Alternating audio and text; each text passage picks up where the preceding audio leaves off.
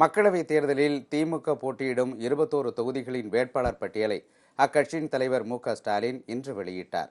இதேபோல் அதிமுக சார்பில் 16 தொகுதிகளுக்கான வேட்பாளர் பட்டியலை அக்கட்சியின் பொதுச் செயலாளர் எடப்பாடி பழனிசாமி வெளியிட்டார்.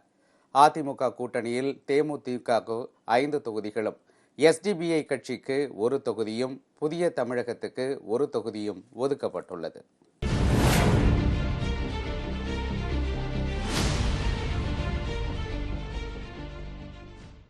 திமுகவின் தேர்தல் அறிக்கை மற்றும் மக்களவைத் தேர்தலில் அக்கட்சி போட்டியிடும் 21 தொகுதிகளின் வேட்பாளர் பட்டியலை மு.க.ஸ்டாலின் இன்று வெளியிட்டார். அதன்படி வடசென்னையில் கலாநிதி வீராசாமி, தென் சென்னையில் தமிழச்சி தங்கபாண்டியன், மத்திய சென்னையில் தயாநிதி மாறன் ஆகியோர் போட்டியிடுகின்றனர். காஞ்சிபுரத்தில் செல்வம், திருப்பெரும்புதூரில் டி.ஆர். பாலு, ஈரோட்டில் பிரகாஷ், நீலகிரியில் ராசா ஆகியோர் போட்டியிடுகின்றனர். திருவண்ணாமலையில் அண்ணாதுரை, வேலூரில் கதிரானந்த், தென்காசியில் ராணி ஸ்ரீகுமார், தருமபுரியில் மணி, கள்ளக்குறிச்சியில் மலையரசன் ஆகியோர் வேட்பாளர்களாக அறிவிக்கப்பட்டுள்ளனர். பொள்ளாச்சியில் கே. ஈஸ்வரசாமி, தூத்துக்குடியில் கனிமொழி, கோவையில் கணபதி ராஜ்குமார், அரக்கோணத்தில் ஜெகத் ரட்சகன் ஆகியோர் போட்டியிடுகின்றனர். சேலம் தொகுதியில் டி.எம். செல்வ கணபதி, தஞ்சாவூரில் முரசொலி, பெரம்பலூரில் அருண் நேரு, ஆரணியில் எம்.எஸ். தரணிவேந்தன், தேனியில் தமிழ்ச்செல்வன் ஆகியோர் வேட்பாளர்களாக நிறுத்தப்பட்டுள்ளனர்.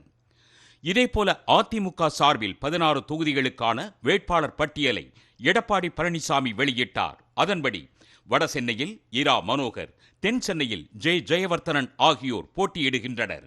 காஞ்சிபுரம் தனித்தொகுதியில் ராஜசேகர், அரக்கோணத்தில் ஏ.எல். விஜயன், கிருஷ்ணகிரியில் வி. ஜெயபிரகாஷ், ஆரணியில் ஜி.வி. கஜேந்திரன், விழுப்புரம் தனித்தொகுதியில் ஜே. பாக்கியராஜ் ஆகியோர் வேட்பாளர்களாக அறிவிக்கப்பட்டுள்ளனர்.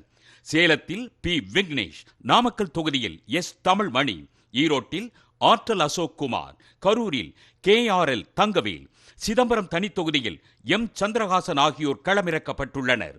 நாகப்பட்டினம் தனித்தொகுதியில் ஜி. சுர்ஜித் சங்கர், மதுரையில் பி. சரவணன், தேனியில் வி. டி. நாராயணசாமி, ராமநாதபுரத்தில் ப. ஜெயபெருமாள் உட்பட 16 தொகுதிகளுக்கான வேட்பாளர் பட்டியலை எடப்பாடி பழனிசாமி வெளியிட்டார்.